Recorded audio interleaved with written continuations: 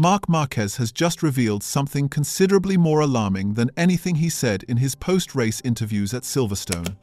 Behind closed doors, filmed by his own team's cameras, the reigning world champion told Ducati that he had no control over his right arm during the British Grand Prix weekend, and that he came close to crashing because of it. It is a genuinely worrying admission from a rider who had spent the entire summer break hoping that exact arm would finally be stronger. So what did Marquez actually say? Why has his recovery stalled? And what does it mean for a championship challenge that just lost 22 points in a single weekend? Let us break it all down. From the first practice session to the final podium, we cover every twist of the MotoGP season so you always know what is going on. Hit that subscribe button and join us. Start with where this revelation actually came from, because it was not a press conference or a media scrum. It emerged from the latest episode of the Inside Ducati Lenovo Team web series, the behind-the-scenes program that follows the factory squad through each race weekend.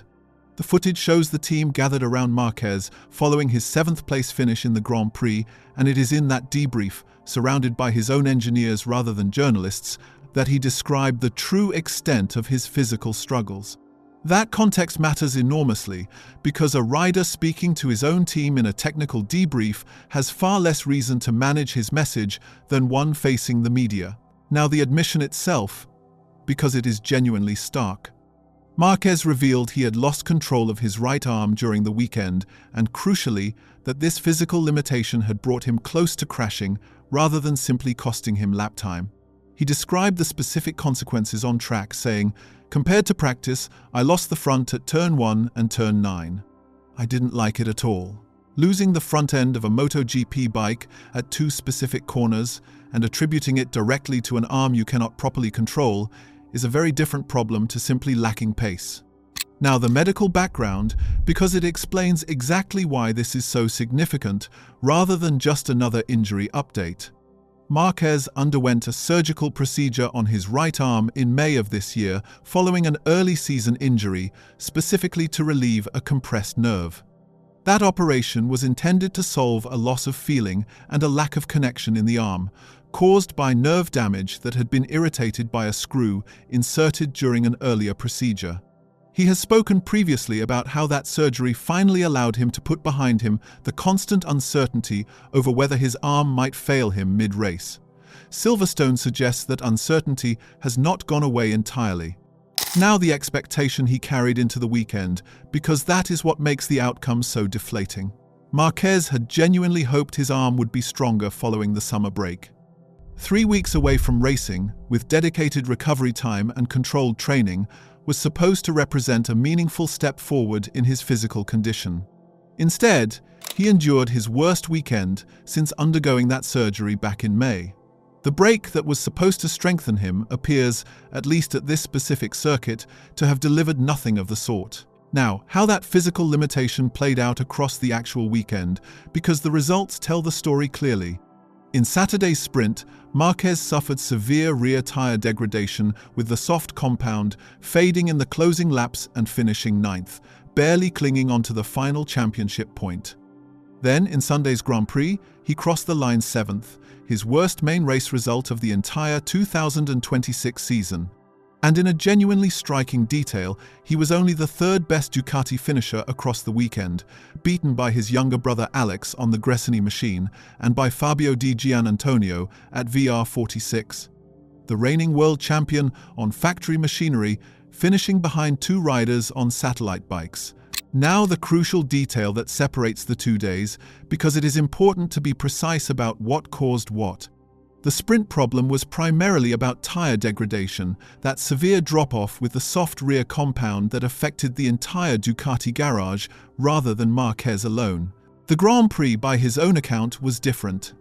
Sunday was where the arm issue bit hardest, where he lost the front at turn 1 and turn 9, and where he described riding while lacking control over the limb that steers the motorcycle. 2 different problems across 2 days, both landing on the same rider in the same weekend.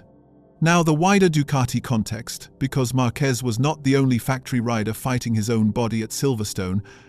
His teammate Pecco Bagnaia was dealing with the aftermath of his own surgery, having undergone an endoscopic fasciotomy on his right forearm less than a month earlier to resolve his compartment syndrome issue. And Bagnaia noticed the operation's impact on his riding as early as practice. So Ducati arrived at the British Grand Prix with both factory riders managing recent arm surgeries simultaneously at a circuit whose fast, flowing direction changes place enormous, repetitive physical load through exactly those parts of the body. Now, Gigi D'Aligna's own assessment of the weekend, because Ducati's engineering boss did not attempt to soften it. He described the team as having been brought abruptly back to reality at Silverstone, a genuinely blunt way to characterize a weekend that followed a 1-2 finish at the Sachsenring just 3 weeks earlier. He also singled out Marc Marquez as, in his words, the best Ducati representative on both Saturday and Sunday, and agreed the Gresini rider could probably have finished on the Grand Prix podium without his mid-race mistake. When your engineering director publicly names a satellite rider as your best representative across an entire weekend, it tells you how far your factory pairing fell short.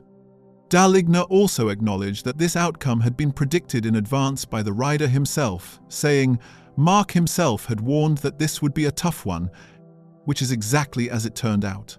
That aligns with everything Marquez said publicly before the weekend began, when he flagged Silverstone as a circuit that would expose his physical limitations, explaining that where he used to be strong last year, he is now slower, specifically because of his arm and shoulder condition. Now the championship damage, because it is severe. Marquez arrived at Silverstone just 18 points behind championship leader Jorge Martin, genuinely within striking distance of the outright lead after his dominant Sachsenring double. He left 40 points adrift. In the space of 2 days, 22 points of hard-won progress evaporated. He has also dropped to 4th in the overall standings, now sitting behind Martin, Marco Bezzecchi and Ogura, despite Ogura himself crashing out of the Grand Prix.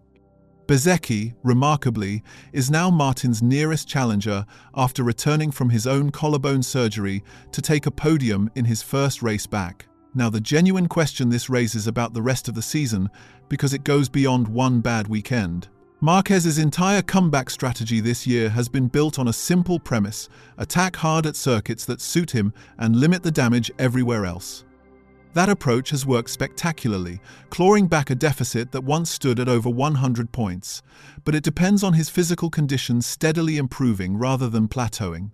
If his arm is not getting stronger, and Silverstone suggests it may not be, then the number of circuits where he can genuinely attack becomes limited rather than expanding as the season progresses. What do you think?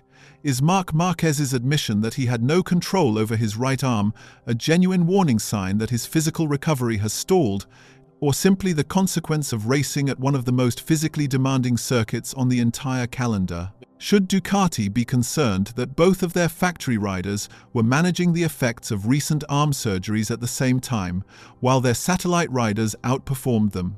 And with 40 points now separating him from Jorge Martin, can Marquez realistically recover at Aragon, or has Silverstone exposed a limit that will keep resurfacing throughout the second half of the season? Drop your predictions in the comments, and if you enjoyed this breakdown, smash that like button and subscribe for more MotoGP news. I'll catch you in the next one.